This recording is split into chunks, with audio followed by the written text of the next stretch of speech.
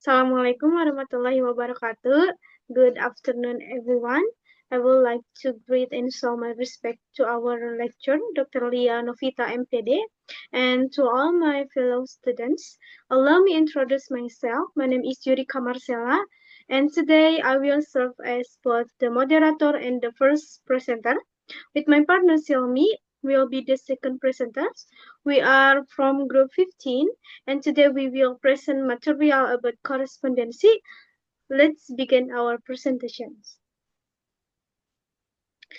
Here I will explain about definition of correspondency. Yaitu korespondensi berasal dari kata bahasa Inggris yaitu correspondence dan bahasa Belanda yaitu correspondenti, yang artinya kegiatan yang di antara pihak pihak melalui pertukaran surat menyurat.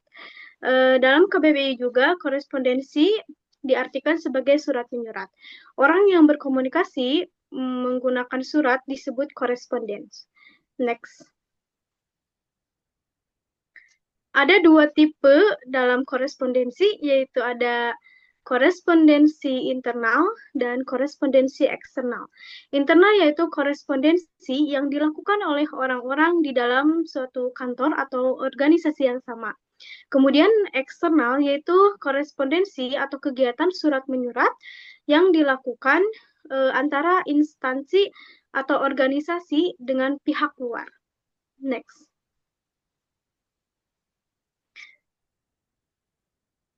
Di sini ada tipe dari korespondensi internal dan tipe korespondensi eksternal. Yaitu di mana korespondensi internal mencakup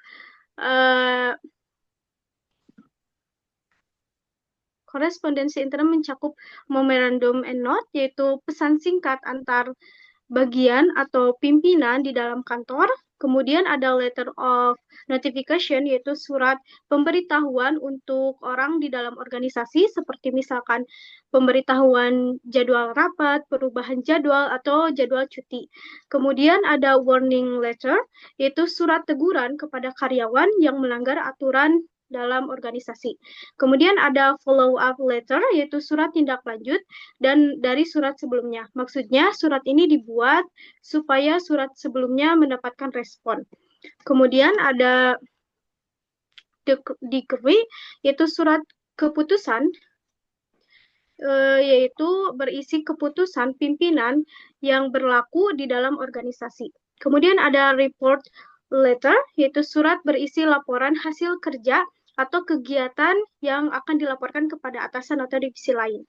Kemudian yang terakhir ada incoming mail and outgoing mail, yaitu surat masuk dari divisi lain dan surat keluar ke divisi lain dalam organisasi.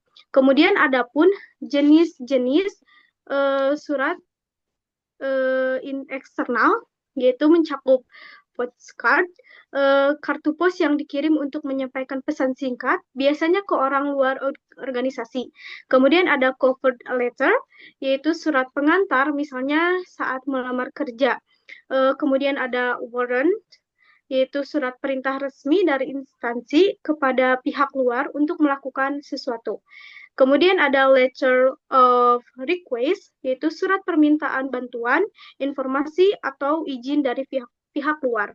Kemudian ada warning letter, yaitu surat teguran yang dikirim ke pihak luar karena pelanggaran atau masalah kerjasama yang dilakukan antar instansi yang berbeda. Kemudian ada follow up letter, yaitu surat tindak lanjut untuk memastikan atau mengingatkan hal yang sudah dibicarakan sebelumnya dengan pihak luar. Kemudian ada agreement letter, yaitu surat perjanjian resmi antara dua pihak di luar organisasi. Kemudian ada letter of offer atau order, yaitu surat penawaran produk atau jasa atau surat pemesanan barang kepada pihak luar. Kemudian ada internship letter, yaitu surat permohonan atau penerimaan magang ke luar, ke organisasi lain atau dari organisasi lain. Kemudian ada commercial letter, yaitu surat bisnis yang berhubungan dengan jual beli, transaksi, atau kerjasama dengan pihak luar. Next. Kemudian di sini ada fungsi dari surat yang terbagi menjadi 5 poin, yaitu representative of the sender or writer, yaitu surat mewakili orang atau pihak yang mengirim untuk menyampaikan pesan. Yang kedua ada evidence material, yaitu surat bisa dijadikan bukti resmi jika diperlukan di kemudian hari. Kemudian yang ketiga ada guidelines guidelines in taking further action, yaitu isi surat bisa jadi dasar untuk menentukan langkah selanjutnya. Kemudian ada measuring tool for organizational activities, yaitu surat bisa digunakan untuk menilai seberapa baik kegiatan organisasi berjalan. Kemudian yang terakhir ada means of shortening the distance, yaitu surat memudahkan komunikasi meskipun pengirim dan penerima berbeda jauh atau berada di jarak yang jauh. Next. Kemudian di sini ada term and principle dari korespondensi yang terbagi menjadi 2 sumber, yaitu menurut term and principle menurut Ramelan tahun 2005, yaitu the form of the letter must match the content, yaitu jenis surat harus sesuai dengan isi dan tujuannya. Kemudian juga gunakan bahasa yang sopan dan tidak menyinggung perasaan. Kemudian kalimat harus sesuai dengan kaidah bahasa Indonesia yang baik dan benar. Lalu ada isi surat harus singkat, jelas, dan tidak bertele-tele. Kemudian ada tampilan surat harus rapi, teratur, dan sesuai dengan format yang berlaku. Kemudian gunakan juga singkatan yang benar dan umum, jangan asal singkat. Kemudian ada tanda baca dan huruf kapital harus digunakan dengan tepat. Kemudian adapun surat harus terlihat rapi, bersih, dan menarik secara visual. Kemudian di sini ada dijelaskan juga atau disebutkan juga term and principle menurut Mukijat, yaitu di mana consistence singkat, gunakan kata dan kalimat yang padat, tidak bertele-tele. Kemudian isi surat juga harus mudah dipahami, tidak membingungkan. Lalu gunakan bahasa yang sederhana dan tidak rumit. Dan terakhir yaitu gunakan bahasa yang sopan dan menghormati penerima surat. I think that's all from me. Thank you. And the next material will be presented by Silmi. Okay, thank you to moderator. The next material, I will explain about activities in correspondence. Jadi, kegiatan dalam surat menyurat ini ada beberapa tahapan. Yang pertama, ada beberapa kegiatan. Yang pertama, diction atau pendiktean adalah kemampuan menulis cepat saat mendengarkan diktaks. Sangat penting agar isi pesan bisa ditulis secara tepat. Lalu yang kedua ada ladinize atau melatinkan, yaitu mengubah hasil catatan cepat atau simbol menjadi tulisan Latin biasa agar mudah dibaca kembali. Bisa menggunakan mesin ketik maupun tulisan tangan. Lalu yang ketiga ada transcription, yaitu atau transkripsi, yaitu mentransferkan isi rekaman suara. Misalnya dari tape recorder ke dalam bentuk tulisan, sehingga diperlukan kemampuan menyimak dan menulis dengan cermat.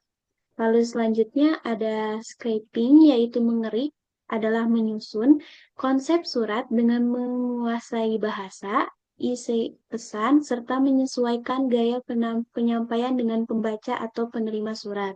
Lalu selanjutnya ada proofreading, yaitu mengoreksi, adalah memeriksa kesalahan pengetikan, susunan kalimat, ejaan, dan format agar surat siap dikirim tanpa revisi ulang. Lalu selanjutnya ada signing the letter, yaitu menandatangani surat. Ini merupakan tahapan akhir dari proses surat menyurat yang dilakukan oleh pimpinan setelah surat dipastikan benar dan rapi. Lalu selanjutnya ada duplicating, yaitu menggandakan. Dengan memperbanyak surat menggunakan fotokopi, printer, atau alat lainnya sesuai kebutuhan. Lalu yang terakhir ada counting, yaitu menghitung, adalah melakukan perhitungan yang mendukung isi surat seperti total biaya, jumlah barang, atau data lainnya yang relevan dengan isi surat. Next material, yaitu bagian-bagian surat. Secara umum, bagian-bagian pada surat itu adalah yang pertama, kepala surat. Biasanya berisi nama instansi, alamat, nomor telepon, email, dan logo. Ini menunjukkan identitas pengirim surat. Lalu selanjutnya ada tanggal surat, menunjukkan kapan surat tersebut dibuat atau dikirim. Lalu selanjutnya ada nomor surat, digunakan sebagai identitas surat dan untuk memudahkan pencatatan serta pengarsipan. Lalu selanjutnya ada sifat surat, menjelaskan sifat-sifat surat seperti penting, biasa, rahasia, atau segera. Lalu selanjutnya ada lampiran, menunjukkan adanya dokumen tambahan yang disertakan dalam surat. Selanjutnya ada hal atau perihal, yaitu menjelaskan secara singkat topik atau isi utama dari surat tersebut. Lalu selanjutnya ada alamat dalam atau ditunjukkan kepada siapa surat tersebut dikirim, lengkap dengan nama dan jabatannya. Lalu selanjutnya ada kalimat pembuka atau salam pembuka, merupakan pengantar atau salam pembuka sebelum masuk ke inti surat. Selanjutnya ada isi surat, bagian utama yang menjelaskan maksud dan tujuan surat secara detail dan jelas. Lalu ada kalimat penutup berisi harapan, ucapan terima kasih, atau penegasan terakhir dari isi surat tersebut. Lalu selanjutnya ada nama jabatan, menyebutkan jabatan resmi dari pihak yang menandatangani surat. Selanjutnya ada NIP, tanda tangan atau cap inisial, yaitu berfungsi sebagai pengesahan atau legalitas surat dari pejabat yang berwenang. Lalu yang terakhir ada tembusan, pihak-pihak lain yang perlu mengetahui isi surat. Lalu the next material, challenge. Dalam penulisan surat, ada beberapa tantangan yang akan dihadapi. Yang pertama, menurut De Lianggi pada tahun 2009, yaitu errors in letter writing, kesalahan dalam isi surat. Ini terjadi jika surat tidak menyampaikan maksud secara jelas, terlalu singkat, atau malah melebar ke topik lain. Akibatnya, penerima tidak menerima tujuan surat dengan baik. Lalu selanjutnya ada errors in language use, yaitu kesalahan penggunaan bahasa. Biasanya bahasa yang digunakan terlalu santai, tidak baku, atau salah dalam struktur kalimat yang bisa membuat surat terlihat tidak profesional dan membingungkan pembaca. Lalu yang ketiga, errors in letter format, kesalahan dalam format surat yang tidak sesuai format karena format surat tersebut tidak sesuai aturan seperti penempatan tanggal, nomor surat, atau tanda tangan bisa menurunkan kredibilitas surat dan organisasi pengirim. Lalu yang keempat ada the message not being well, yaitu pesan tidak diterima dengan baik oleh penerima. Walaupun surat tersebut sudah ditulis, jika pemilihan kata dan gaya bahasa tidak sesuai dengan latar belakang penerima, pesan bisa disalahpahami atau diabaikan. Lalu yang terakhir ada misunderstanding of communication, kesalahan dalam komunikasi. Jadi surat yang tidak menggunakan kalimat efektif atau ambigu bisa menimbulkan interpretasi yang berbeda dari maksud yang dari berbeda dari apa yang dimaksudkan, yang akan berpotensi menimbulkan konflik atau tindakan yang salah. Lalu ada juga beberapa tahapan menurut Suryadi pada tahun 2007. Yang pertama, inappropriate media selection, yaitu pemilihan media yang tidak tepat. Maksudnya, penyampaian pesan melalui media yang kurang sesuai dapat membuat pesan yang tidak efektif. Misalnya, mengirim undangan penting melalui WhatsApp, padahal seharusnya melalui surat resmi atau email institusi. Lalu yang kedua, using an appropriate letter format, yaitu format surat yang tidak profesional. Surat yang terlalu terlihat acak-acakan, tidak terstruktur, atau terlalu banyak kesalahan teknis bisa memberikan kesan bahwa organisasi tidak kompeten. Lalu yang ketiga ada using impolite language or language that is not in accordance with language rules. Penggunaan bahasa yang tidak sopan atau tidak sesuai kaidah bahasa. Bahasa yang tidak memperhatikan tata krama, norma, atau kaidah bahasa resmi bisa menimbulkan kesan tidak menghargai penerima, bahkan bisa merusak citra organisasi secara keseluruhan. Lalu, the next material yaitu bentuk-bentuk surat. Yang pertama ada official style, Jadi bentuk resmi surat ini terbagi menjadi dua, yaitu yang pertama bentuk surat resmi gaya lama. Jadi alamat dan perihal ditulis sejajar dan menjorok 5 spasi. Isi surat dan tanda tangan diatur lebih formal di sisi kanan. Lalu, sedangkan untuk bentuk surat resmi gaya baru, semua bagian penting ditulis lebih ke tengah kertas, penanda tanganan dan nib berada di tengah juga. Lalu, yang kedua ada bentuk lurus penuh. Semua bagian surat termasuk paragraf, salam, dan tanda tangan ditulis rata kiri. Tidak ada bagian yang menjorok ke kanan. Jarak antar bagian dibedakan dengan spasi. Surat ini merupakan bentuk surat yang paling sederhana dan umum digunakan. Lalu yang ketiga ada block style atau bentuk lurus. Hampir sama dengan bentuk bentuk lurus penuh, tetapi bagian seperti tanggal, salam penutup, tanda tangan, dan nama ditulis rata kanan. Jadi hanya bagian-bagian tertentu saja yang berbeda posisinya. Lalu yang keempat ada intended style, bentuk tekuk. Bagian paragraf dibuat menjorok ke dalam dari batas kiri, sedangkan tanggal, salam penutup, dan tanda tangan juga ditempatkan di sebelah kanan. Bentuk ini terlihat lebih formal dan berstruktur. Lalu selanjutnya yang kelima ada semi block style, bentuk setengah lurus. Jadi gabungan antara bentuk lurus dan bentuk tekuk. Alamat ditulis rata kiri seperti bentuk lurus, tapi paragraf dalam isi surat dibuat menjorok seperti bentuk tekuk. Bagian lainnya bisa ditulis di kiri atau kanan sesuai keperluan. Lalu yang terakhir adalah bentuk gantung atau hanging paragraph style, yaitu paragraf pertama ditulis dari batas kiri, tapi baris-baris berikutnya dalam paragraf itu ditulis menjorok ke dalam. Biasanya digunakan untuk penekanan atau format tertentu yang ingin lebih menarik perhatian pembaca. The next material, procedure in correspondence. Menurut Sei dan Ningsih pada tahun 2010, prosedur dalam surat masuk ada beberapa tahapan. Yang pertama, sorting atau separating, yaitu menyortir atau memisahkan surat. Jadi surat yang datang diperiksa alamatnya dan dikelompokkan menjadi surat terbuka dan tertutup. Ini penting untuk menentukan siapa yang boleh membuka surat tersebut.